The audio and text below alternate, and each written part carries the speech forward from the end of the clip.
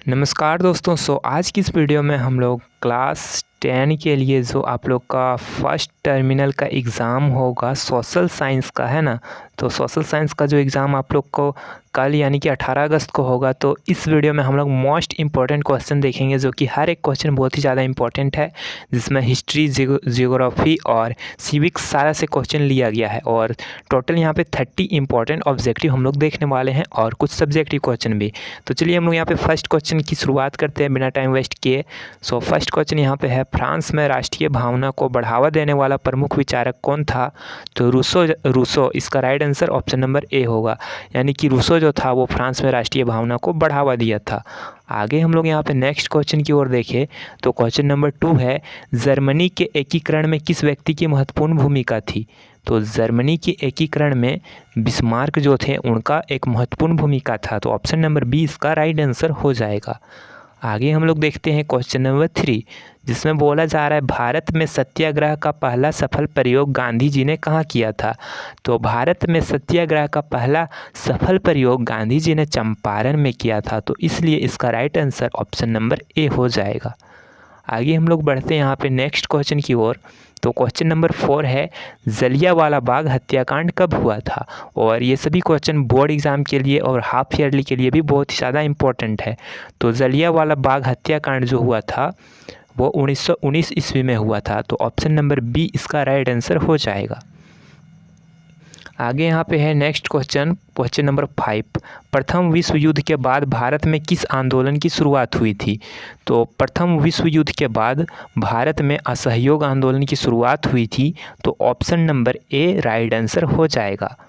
आगे हम लोग यहाँ पे नेक्स्ट क्वेश्चन देख लेते हैं। तो क्वेश्चन नंबर 6 में है, 19वीं शताब्दी में औद्योगिक उत्पादन में सबसे पहले किस उद्योग का विकास हुआ था? तो 19वीं शताब्दी में औद्योगिक उत्पादन में सबसे पहले किस उद्योग का विकास हुआ था? तो सबसे पहले कपड़ा उद्योग का ही विकास हुआ था 19वीं शताब्दी में। तो इसका राइट आंसर हो जाएगा ऑप्शन नंबर ए, यानी कि कपड़ा उद्योग।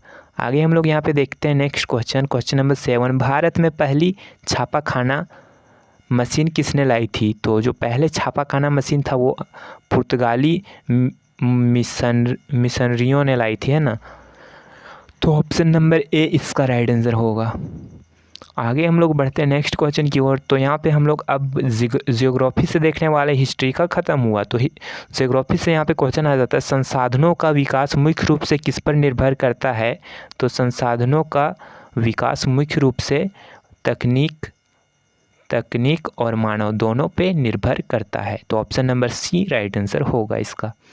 आगे यहाँ पे है नेक्स्ट क्वेश्चन, तो काली मिट्टी किस फसल के लिए सबसे उपयुक्त मानी जाती है? तो जो काली मिट्टी होती है वो कपास के लिए सबसे उपयुक्त मानी जाती है, कपास के फसल के लिए। तो option number B right answer होगा कि काली मिट्टी कपास के फसल के लिए सबसे उपयुक्त मानी जाती है। आगे यहाँ पे है next question, question number 10, Bharat में सबसे अधिक क्षेत्र में कौन से वन पाए जाते हैं? भारत में सबसे अधिक क्षेत्र में उष्णकटिबंधीय पर्णपाती वन पाए जाते हैं। तो ऑप्शन नंबर ए इसका राइट आंसर होगा।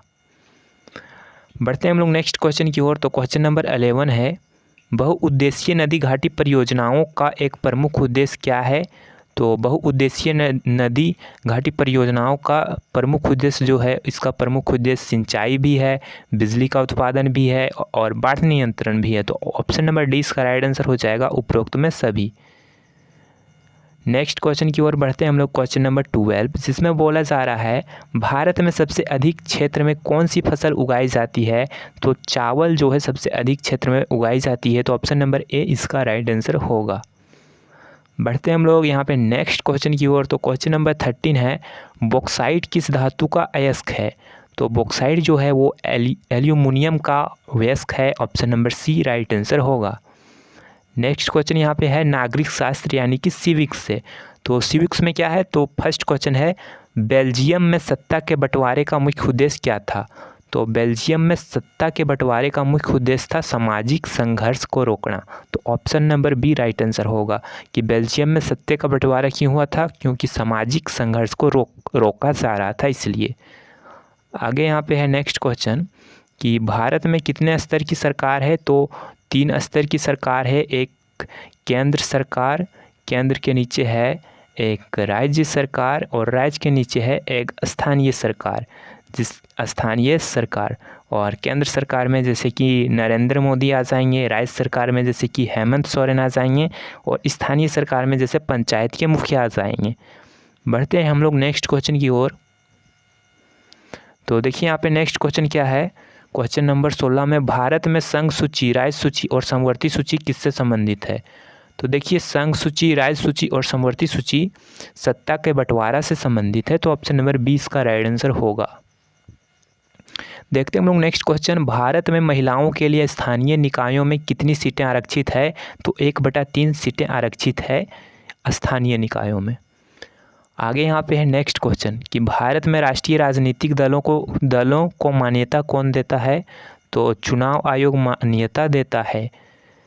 आगे हम लोग देखते हैं नेक्स्ट क्वेश्चन, क्वेश्चन नंबर 19 में है, लोकतंत्र में अंतिम निर्णय लेने की शक्ति किसके पास होती है। तो अंतिम निर्णय लेने की शक्ति जो होती है वो चुने हुए प्रतिनिधियों के पास होती है, तो option number B right answer होगा। तो हम लोग यहाँ पे हिस्ट्री, ज्योग्राफी और सिविक्स का सारा इंपॉर्टेंट क्वेश्चन देख चुके हैं। अब देखेंगे इकोनॉमिक्स का, तो हम लोग का पूरा सोशल साइंस का खत्म हो जाएगा। तो यहाँ पे इकोनॉमिक्स से आ जाता है विकास का मुख्य उद्देश्य क्या है। तो विकास का मुख्य उद्देश्य है केवल अधिक आय, या फिर बेहतर जीवन, या केवल अधिक उत्पादन, या केवल अधिक रोजगार। तो जो विकास का मुख्य उद्देश्य है वो बेहतर जीवन है, तो option number B right answer होगा। आगे हम लोग यहाँ पे देखते हैं क्वेश्चन नंबर 21, प्रति व्यक्ति आय की गणना कैसे की जाती है। तो प्रति व्यक्ति की आय की गणना, कुल आय को जब कुल जनसंख्या से हम लोग भाग देते हैं तो प्रति व्यक्ति आय निकलता है। आगे हम लोग देखते हैं नेक्स्ट क्वेश्चन, क्वेश्चन नंबर 22, प्राथमिक क्षेत्र का उदाहरण कौन सा है। तो प्राथमिक क्षेत्र का उदाहरण कृषि है, तो ऑप्शन नंबर बी इसका राइट आंसर हो जाएगा। और जो आप लोग का बैंकिंग आ जाएगा वो किसके अंदर आएगा, वो तृतीयक क्षेत्र के अंदर आएगा। और जो परिवहन आएगा वो आएगा द्वितीयक क्षेत्र के अंदर। और कपड़ा निर्माण भी प्राथमिक क्षेत्र के अंदर आएगा। नेक्स्ट क्वेश्चन है कि मुद्रा का सबसे प्रमुख कार्य क्या है। तो जो मुद्रा का सबसे प्रमुख कार्य है, तो मुद्रा का प्रमुख कार्य है विनिमय का माध्यम, तो ऑप्शन नंबर ए इसका राइट आंसर होगा। नेक्स्ट यहाँ पे क्वेश्चन नंबर 24, भारत में मुद्रा जारी करने का अधिकार मुख्य रूप से किसके पास है। तो आरबीआई यानी रिजर्व बैंक ऑफ इंडिया के पास, तो बी इसका राइट आंसर होगा। आगे यहाँ पे क्वेश्चन 25, वैश्वीकरण को बढ़ावा देने वाली प्रमुख संस्था कौन सी है। तो वैश्वीकरण को बढ़ावा देने वाली प्रमुख संस्था WTO है, option number A right answer होगा। आगे यहाँ पे क्वेश्चन नंबर 26, बहुराष्ट्रीय कंपनी का अर्थ क्या है। तो बहुराष्ट्रीय कंपनी यानी कई देशों में उत्पादन करने वाली कंपनी। और जो राष्ट्रीय कंपनी वो यानी कि केवल भारत में काम करने वाली कंपनी जो है वो राष्ट्रीय कंपनी, और जो बहुत देशों में काम करती हो वो बहुराष्ट्रीय कंपनी। आगे यहाँ पे क्वेश्चन 20 नंबर 7, संगठित क्षेत्र के श्रमिकों को सामान्यतः क्या मिलता है। तो संगठित क्षेत्र में श्रमिकों को सामान्यतः नौकरी की सुरक्षा मिलती है, तो ऑप्शन नंबर ए इसका राइट आंसर होगा। आगे क्वेश्चन 28, ऋण देते समय बैंक किससे संबंधित जानकारी दिखाता है। तो ऋण देते समय बैंक ऋण की वापसी की क्षमता का जो जानकारी देखता है। आगे यहाँ पे क्वेश्चन 28, लोकतंत्र का एक महत्वपूर्ण परिणाम क्या है। तो लोकतंत्र का एक महत्वपूर्ण परिणाम है जवाबदेह सरकार। आगे यहाँ पे क्वेश्चन नंबर 30, मुद्रित पुस्तकों को प्रसार से क्या बढ़ा। तो मुद्रित पुस्तकों को प्रसार से पढ़ने की संस्कृति बढ़ी। ठीक है, तो यहाँ पे था 30 मोस्ट इंपॉर्टेंट ऑब्जेक्टिव क्वेश्चन। अब यहाँ पे आ जाता है सब्जेक्टिव क्वेश्चन, जो कि आप लोग यहाँ पे देखिए, इसका स्क्रीनशॉट ले लीजिए और खुद से यहाँ पे आप लोग बनाने का प्रयास कीजिएगा, है ना। ये क्वेश्चन नंबर 1 हो गया, यूरोप में राष्ट्रवाद के उदय का प्रमुख कारणों को समझाइए। ये क्वेश्चन नंबर 2 हो गया, ये क्वेश्चन नंबर 3 हो गया, ये क्वेश्चन नंबर 4, ये क्वेश्चन नंबर 5। ठीक है, आगे यहाँ पे आपका आ जाएगा नेक्स्ट। तो यहाँ पे भूगोल से भी नीचे देख लीजिए, यहाँ पे नंबरिंग नहीं किया गया है, पर ये अलग अलग क्वेश्चन है। ठीक है, ये अलग है, ये अलग है, ये अलग है, ये भी अलग, ये भी अलग। तो इस भी क्वेश्चन का आंसर आप लोग खुद से बनाइएगा, स्क्रीनशॉट ले लीजिए यहाँ पे। ठीक है, तो देख लीजिए कितना क्वेश्चन यहाँ पे दिया गया है। तो सारा क्वेश्चन यहाँ पे सब्जेक्टिव में इंपॉर्टेंट है। ये सभी क्वेश्चन का स्क्रीनशॉट ले लीजिए और आप लोग खुद से इसका आंसर लिखिए कॉपी में। नहीं आता है तो ChatGPT से सर्च करके देख लीजिएगा, या फिर अगर नोट्स बनाए होंगे तो उससे देख लीजिएगा।